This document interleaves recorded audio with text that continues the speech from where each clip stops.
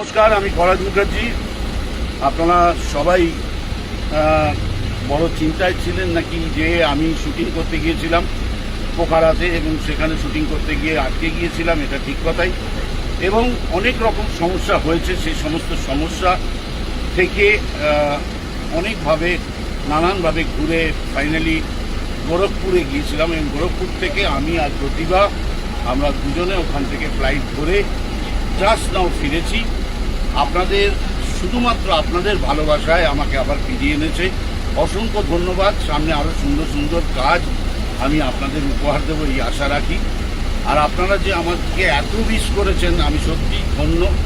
আপনাদের অনেক অনেক শুভেচ্ছা জানাচ্ছি। আর থ্যাংক ইউ অল। ভালো থাকবেন সবাই। নমস্কার।